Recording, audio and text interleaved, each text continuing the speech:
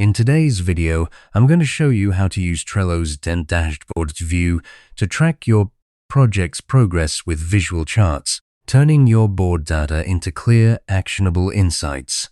Trello is one of the most flexible project management tools out there, but without a dashboard, it can be tough to see the big picture at a glance. If you find this helpful, please like and subscribe, and let's get started. To begin, let's talk about why you'd even want a dashboard in Trello in the first place. When you're managing a project, especially one with multiple team members, labels, and deadlines, the standard board view is fantastic for seeing individual tasks. But it doesn't immediately answer high-level questions like, how many tasks are we currently tackling per person? Or are we overloaded in any specific category? That's where the dashboard comes in. It automatically transforms your board's raw data, things like card counts, labels, and member assignments, into visual charts.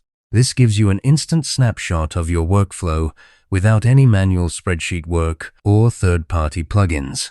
It's a native feature, so it's already built into your account, and it updates in real time as you move cards around. So, step 1 is straightforward. Navigate to the specific Trello board you want to track. This is probably the board you use daily for your active project. It could be a marketing campaign, a product launch, or even a personal to-do list. Just open it up like you normally would. Once you're on that board, look up to the top left corner of the screen. You'll see the board's name, and right next to it, there's a small drop-down arrow labeled Board Views. This is your gateway to changing how you see your data. Click that arrow, and a menu will drop down with several view options. You'll see Timeline, Calendar, Map, and the one we're after, Dashboard. Go ahead and select Dashboard from that list. This will open up a new workspace that is your analytics hub, completely separate from the card list view you're used to. Now you're in the Dashboard view, and you'll immediately see a collection of default charts. Trello automatically populates these based on your board's activity.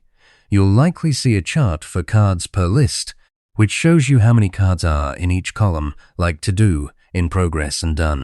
There's also cards per label, handy for seeing which category or priority level is most used, and cards per member, which breaks down workload by team member. These defaults are useful out of the box, but the real power is in customization. Every chart on the dashboard is what Trello calls a tile, and each tile has a gear icon, usually in its top right corner. Click that settings icon on any tile to dive into its configuration. Let's say you're looking at the cards per list chart. Maybe you want to see only cards from a specific label, like urgent, or maybe you only want to see data from the last 2 weeks instead of all time. Click the gear icon and a panel slides out. Here you can edit filters. You can include or exclude certain labels, members, or due date ranges. You can also adjust the chart type. By default, it might show as a bar chart, but you can switch it to a pie chart or a donut chart. A donut chart is particularly good for showing percentages of total work, while a bar chart is clearer for comparing exact numbers. Another expert tip: use the time frame filter to focus on the current week or month. This stops your dashboard from getting cluttered with old, completed tasks and keeps your attention on what's happening right now. A common pitfall here is leaving the time frame on all time, which can make your dashboard look noisy. Always dial in the date range to your sprint or reporting period for the most actionable insights. Once you've customized all your tiles, you can rearrange them by dragging and dropping. Maybe you want the member workload chart at the top because you're checking team capacity first. Just grab the tile's header and move it. You can also add new tiles by clicking the Add Chart button at the bottom of the dashboard. This is great if you want a custom view, like a chart showing cards by priority and assignee combined. Trello's dashboard isn't just a static report, it's a live, interactive snapshot. Every time you go back to your board and move a card, the dashboard updates automatically. This means you can use it during stand-up meetings to show progress in real time. Just pull up the dashboard, and instead of everyone scrolling through a long list, you can point at the pie chart and say, "Look, The design team still has 40% of their tasks in review. Let's discuss that.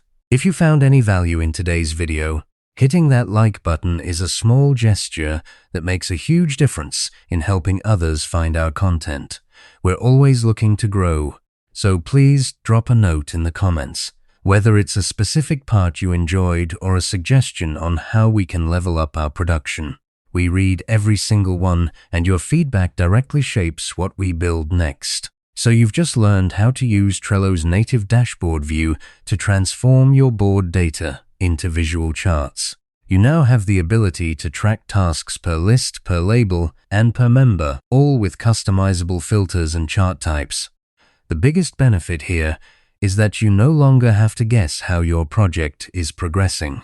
You can see it visually and share that clarity with your team. As a next step, I recommend setting up a repeating reminder to review your dashboard at the start of each week. This habit will help you spot bottlenecks before they become problems. And if you want to take it further, try adding a chart that tracks cards by due date to see if you're on schedule. Thanks so much for watching, and I'll see you in the next video.